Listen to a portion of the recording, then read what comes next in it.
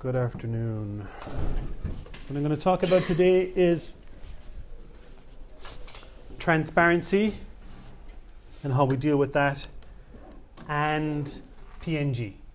I didn't want to talk about PNG before this because it deals with transparency, and I didn't want to talk about that until it was time.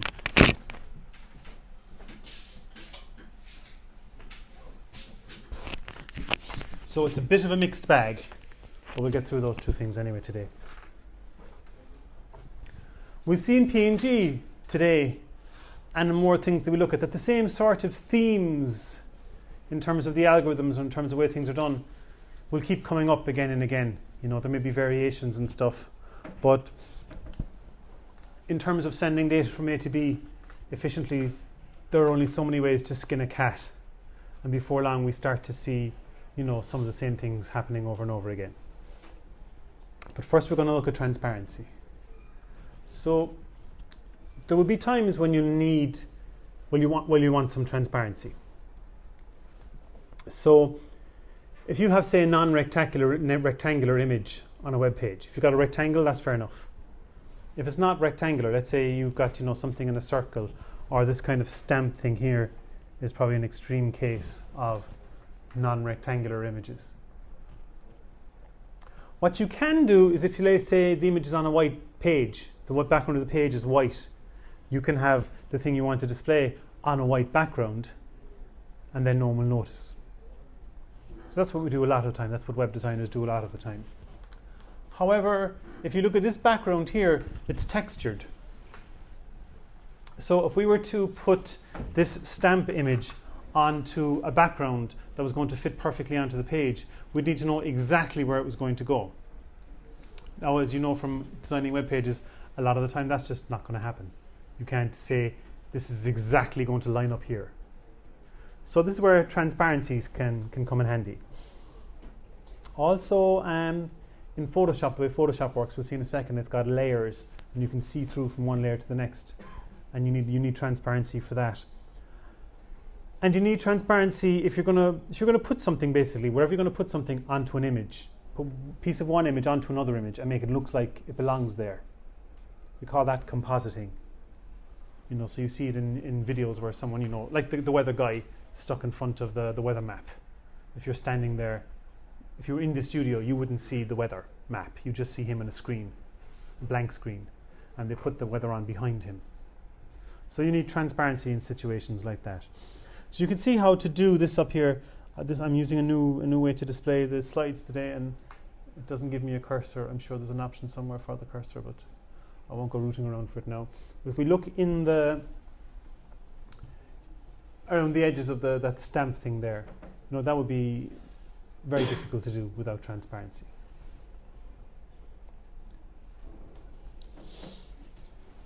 So in Photoshop you have layers, we call them. And each layer can be edited individually.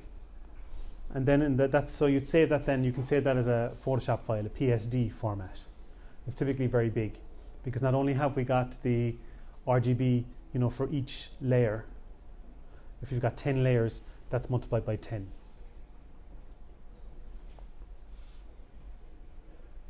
So you need to flatten an image before you save it as a JPEG or a GIF. So you'll see graphic designers are big, huge, massive files, because they've got all the different layers, you know, and they might want to change something or put something in, and they'll work in that big format with all the separate layers individually as long as possible. And then only when they're happy with it, only when it's a done deal, will they flatten it and then save it as a JPEG or as a GIF or a PNG, as the case may be. You can see through layers onto the layer underneath, or the layers underneath. Photoshop and a lot of image editing applications usually denote transparency with a kind of a checkerboard pattern, like you see there, a chessboard pattern.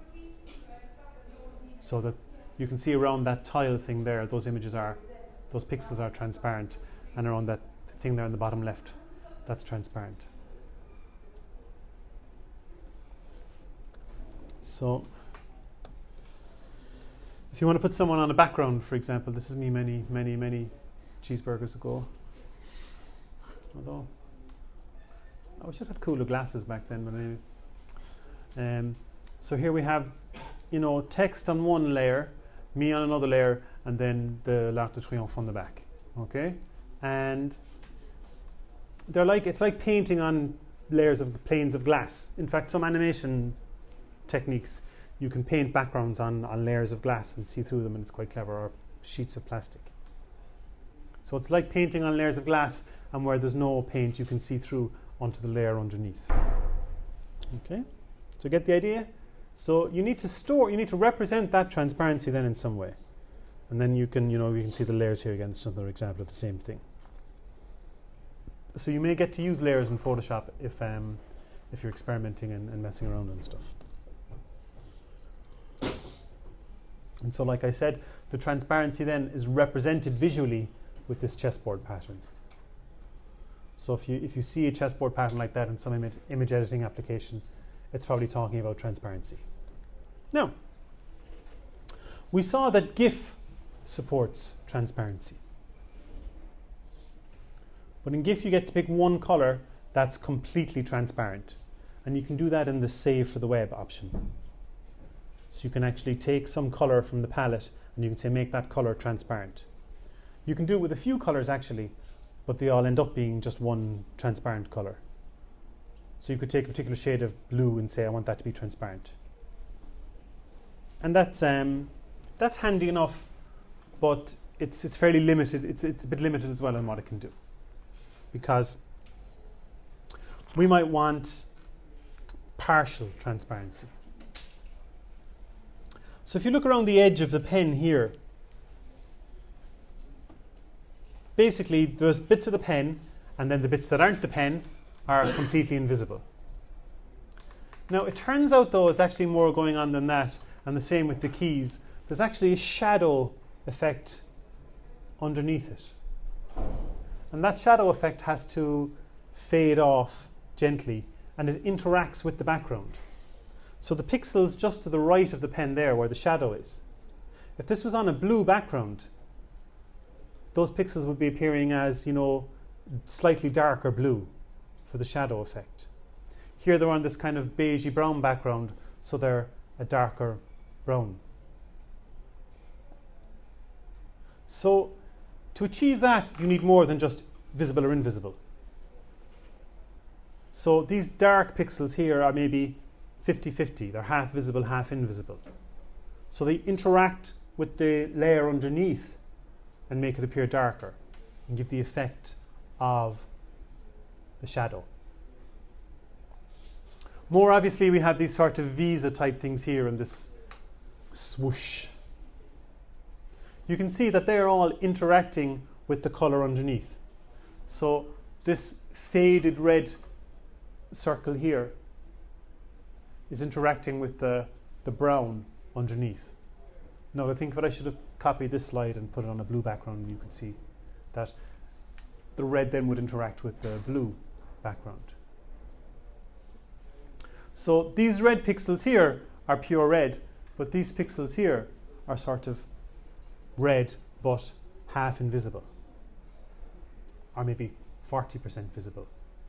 They're transparent, and their transparency isn't like all or nothing. So in GIF you have all or nothing transparency. Pixel is visible or it's invisible. For more sophisticated applications, you need pixels that are 20% transparent or 95% transparent. And you get to do more. You get more subtle effects. But of course, that means then you need more data as well. With a GIF, one pixel color, one part of the one image in the lookup table, or one color, one entry in the lookup table is transparent. So it doesn't actually take up any extra space to have it transparent. Transparent is just a color. But if you want degrees of transparency, then you need to store that information somewhere. So in addition to storing the RGB values, you need to store a value for each pixel that says how transparent it is. The transparency can be represented as a percentage, 0% to 100%. So 100% might be like 100% there, 100% visible, and 0% would be, completely invisible. and 50% would be half there, half not. But it's more usual really to just express it in terms of 0 to 255, so it takes up a byte. You know, because, okay, if you had a 0 to 100%, you probably wouldn't even notice much difference in terms of the degrees of subtlety you could get. But then you'd be talking 7 bits instead of 8 bits. And if that was an RGB image, like you're going to have like 8 bits for the red, 8 bits for the green, 8 bits for the blue, and then 7 bits for the transparency. Like, what are you going to do with the leftover bit? Like, do you know, it's not going to be any good to you. So we go from 0 to 255. And this extra channel then is known as the alpha channel.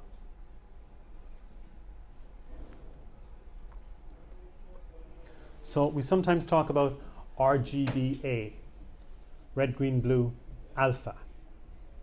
And so you get 8 bits for the red channel, 8 bits for the green channel, 8 bits for the blue channel, and 8 bits for the transparency, for the alpha channel. And so it's sometimes called, depending on, like there's a system ARGB 888 where the alpha channel comes first. You know, some systems call that. So, and that's just 8888, just reminding you that it's 8 bits per channel. ARGB 32 is the same thing, or ARGB. Or some systems, they put the blue first, then the green, then the red, then the alpha. Hardly matters. Okay. One reason you might put the alpha first is if something was invisible, then you needn't bother worrying about it. You know, just skip to the next pixel. So you get the idea? So this brings in a whole other channel, which requires a whole other byte. So if we were to go back to the Photoshop image, if it's RGB, you're talking about red, green, blue, and then the transparency, visible or not, that's another whole other channel as well. So then you're talking 32 bits per pixel. And then that's going to be multiplied by each layer as well. So it starts to add up in Photoshop files. So I'm going to take a look at PNG now. So PNG was devised as an alternative to GIF. When we looked at GIF, we saw that it was encumbered by some patent issues. Now those patents have since expired, but they had a bit to go when people got in a huff about GIF. Basically, the people that owned the intellectual property were saying, if you're going to be making something like Photoshop that saves things as GIF, well then you need to give us some money. And that was kind of grand for the likes of Adobe. But I mean, if you're, say, you know, if you're making an open source image editing thing, to have to pay for every person to download it, there goes the whole sort of open source strategy then, if you have to start charging people to download it. So the open source community decided, well, if we can't use GIF, then we're going to come up with an alternative to GIF that doesn't require any patents. But in fairness, there was a need anyway. It was kind of about time. Like GIF was from a time when you had monitors that displayed 256 colors. And so it did fine. But by the time PNG was being talked about, most displays, you know, displayed millions and millions of colors.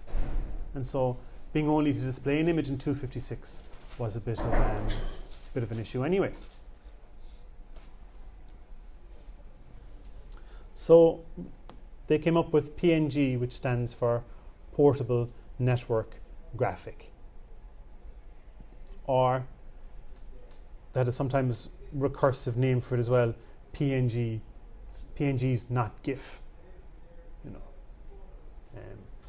kind of a recursive name for it. But to a large extent, it was not GIF. Like, you know, the whole point of PNG was that it wasn't GIF, so we don't have to pay anyone to use it then. Now, PNG is lossless. So that means you save an image and you compress it, and when you decompress it, you get back exactly what you started with. Pixel for pixel, value for value, exactly the same. So that means it's going to be bigger than, say, something like a JPEG, which we'll see later. You can have 24-bit images, or you can have the same thing with an alpha channel, which would be 32-bit then. It doesn't do animation. They kind of came up with another standard then for another sort of alternative to an animated GIF if you really need it, you know, but it didn't really take off because, well, there are ways to do video that are better than, you know, what they would have come up with. Now there's a shed load then of different options you can have in it. Okay. So, like you can have an indexed color, like in GIF, where you have an index into RGB values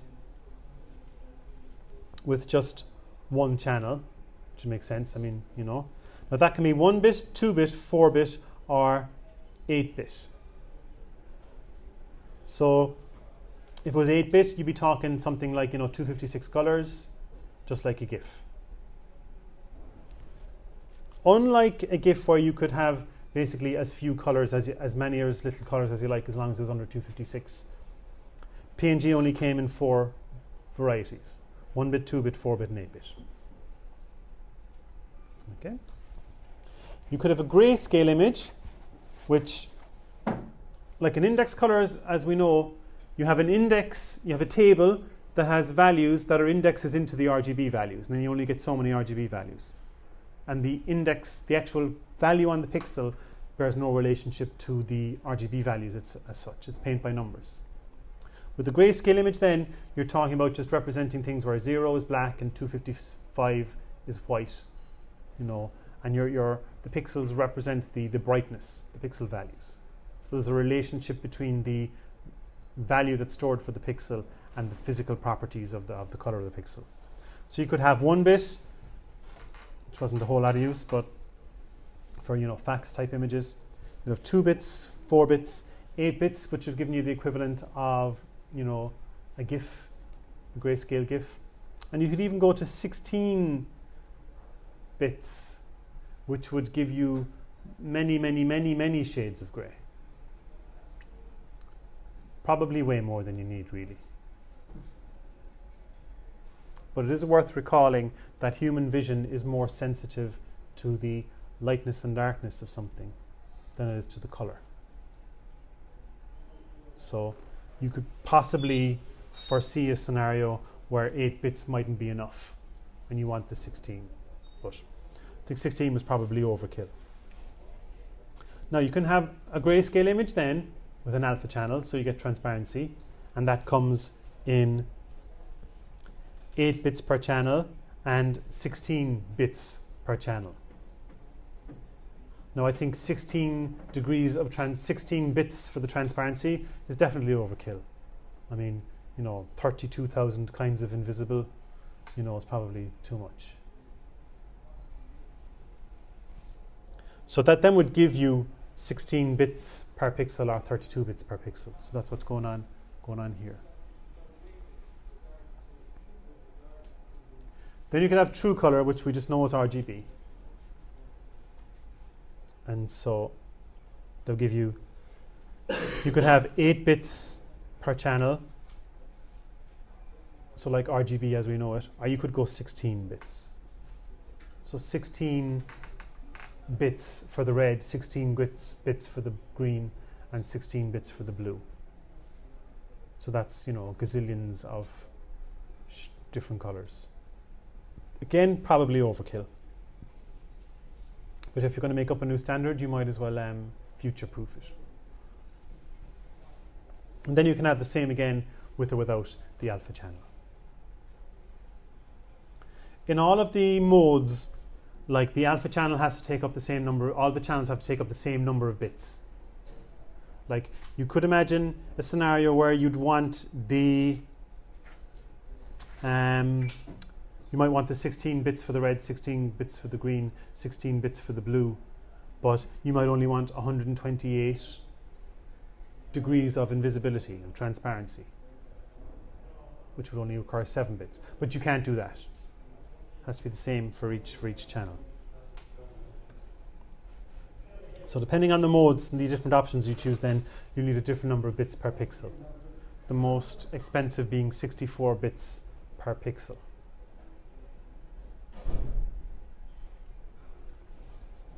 Now what PNG does then is, and I'm going to oversimplify this a bit, but what it does is it has these things called filters, and it goes along line by line by line by line, and it tries to predict the value of the pixel. Remember when we talked about interpolation, how if you're missing a pixel, you know, if you had the one above, the one below, the one above, and the one underneath, like you could hazard a guess as to what it might be. Well, what PNG does is, here for example, it's having a guess at what X should be based on A, B, and C. So it knows what A is, it knows what B is, and it knows what C is. So it says, well, I'm going to have a stab at guessing what X would be.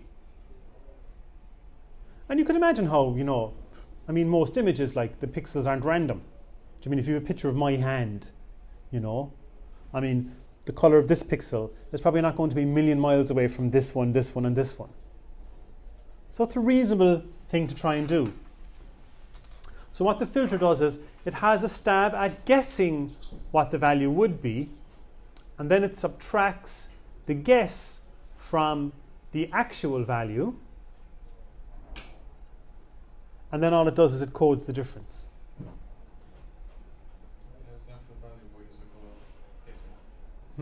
It knows the actual value, you see. Well, because the difference between the guess and the actual value will typically be much, much smaller, a much smaller range of values than the range of possible values. Yeah, so for example, if I started with Roy's age and then I guessed his age, okay? The difference between his age and my guess, I might only be out, let's say if I went all the way around the class and the furthest I was ever out was plus or minus 4 years, right?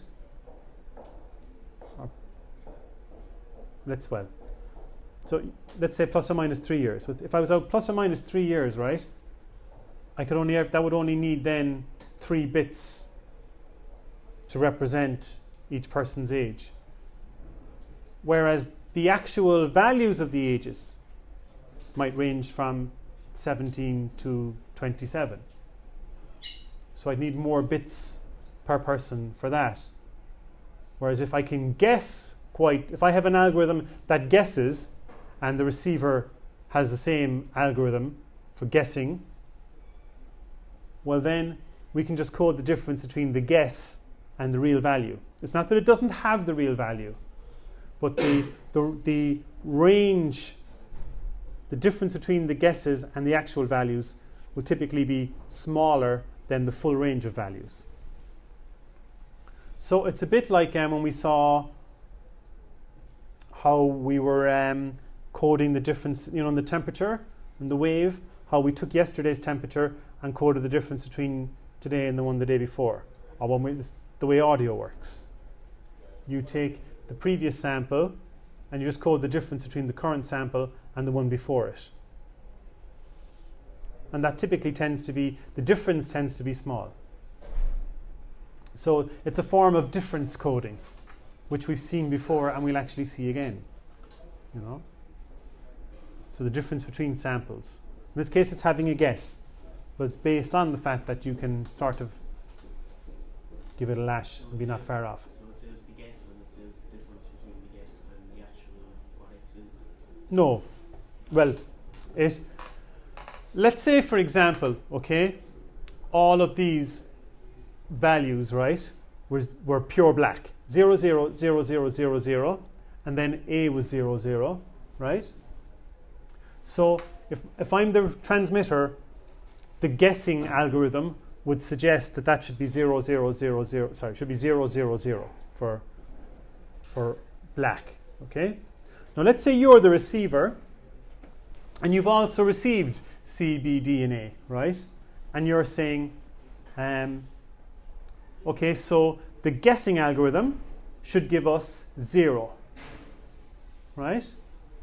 The transmitter then would say to the receiver, the actual value is your guess plus 10 on the red, 0 on the green, and plus 50 on the blue. Okay, so then you would say, well, the guess was black, was 0, 0, 0, 0, 0. So I'm going to modify my guess now to give me the actual value. So you do get the actual value because I told you how far off your guess was. So I only send the difference between the guess and the real value. Now, of course, that only works if the transmitter and receiver have agreed a system for guessing. But they've agreed that. And so then the transmitter just sends the difference between the prediction and the actual value. So can you visualize it? When you think about it, it's actually quite clever. Because in a lot of images, you know, you might have repeated lines and stuff. Or vast expanses of the same color. Or nearly the same color. Now the point being then, sending you the difference between the guess and the actual value, typically the differences are smaller than the actual values. So you can probably use fewer bits. The difference tends to be more compressible. And that's the thing.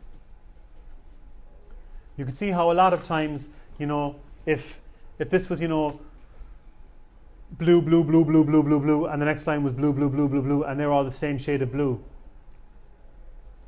Expressing blue, you know, whatever, I won't make up an RGB value now off the top of my head, but expressing the RGB value for the blue, instead of saying 0, you know, that's the same, that's the same, that's the same, that's the same, that's the same. Saying 0, 0, 0, 0, 0. All those zeros together are going to be much more compressible than the RGB values themselves. Now, in reality, there are different modes and different ways of different ways of predicting and stuff, and you can pick your one and blah, blah, blah, blah, blah. But I just want you to get to visualize what's going on there. I robbed that from Wikipedia, by the way. You can go and get it. Interestingly, the person that made this diagram, okay, thought ahead, and instead of doing it black on white so that it could be presented, even though the Wikipedia background page on Wikipedia is white, he saved it as black on transparent. So when I dragged and dropped it onto my slide, it fitted there perfectly. Because there was an alpha channel in it. Whereas if it was on a white background, if it was saved as a GIF, black on white, you know, it would have stuck out then on my page. So it looks like I was up all night doing that when I just dropped it from Wikipedia. And you can actually see, if you look really, really close. Oh no, I think it may be. I don't think there's actually. I don't think there's any pixels that are half transparent, half not. But there probably are. But I don't want to go into that. But you can actually make text look smoother by having the edges half visible, half not. It's called anti-aliasing, but that's another day's work. So coding the difference probably doesn't achieve a whole lot of compression in and of itself, but the output of that process is more compressible. So can everybody imagine how it would work? And how, if you had an image with plain, you know, how the guessing, you know, would be half decent, you know. So you'd have some sort of interpolation algorithm that would do blah, blah, blah there. Obviously, you can only guess from pixels that you've already seen. So that's why it uses the ones above and the ones to the left, but not the one to the right, because you've no idea what that is yet. It hasn't arrived yet. Do you know? Yeah, I mean, the first row is going to be an issue, like, you know. So you might, for the first row, say, haven't a hope of doing this, so just, you know, here's the first row, for example. You might do that. Or you might assume it's black, you know, and code the difference between it and black, which would be the same as coding the RGB values anyway. You know, so the first row is going to be an issue. And the first line in every, the first pixel in every row isn't going to be as good either. You know, which is, you do your best. But in general, you could see how it kind of makes sense.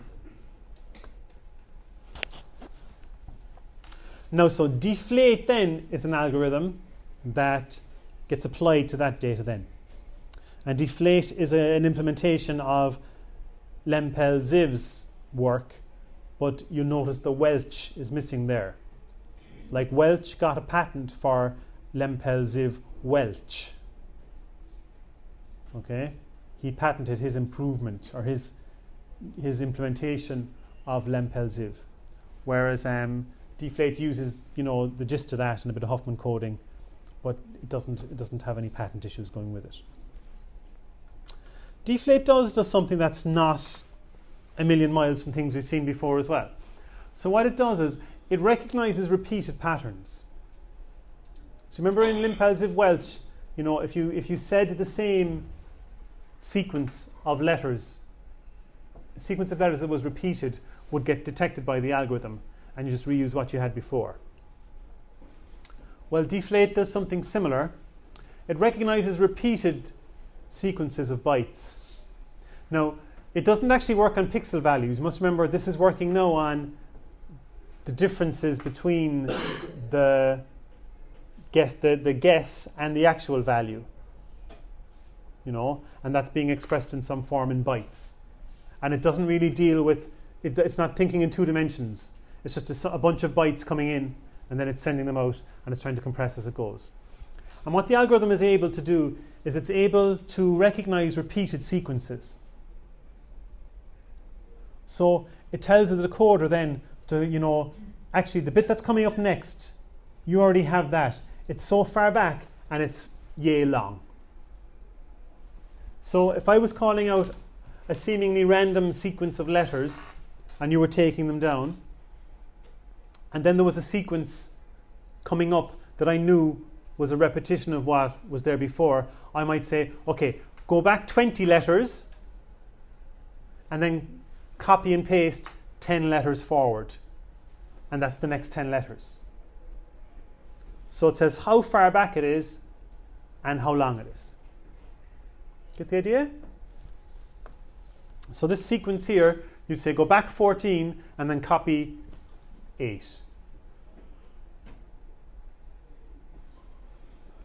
And so repetition then in the data can be exploited. And there tends to be a lot of repetition in data.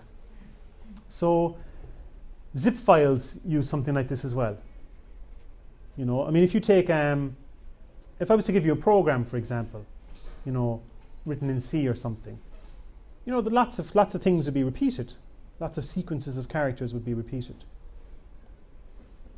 Now, the details then of the actual sort, if you were to go away and actually implement this like in code, there's all sorts of this mode and that mode and turn this on and turn that off and, but they're just details. You could find those details on Wikipedia if you want. But that's the gist of what's going on. We're saying, actually, these next 8 bytes here, you've already got those. That sequence was seen before. So go back so many and then copy 8 forward. And then we just carry on then as usual. Get the idea? So that's the way ping works. Ping, yeah, PNG.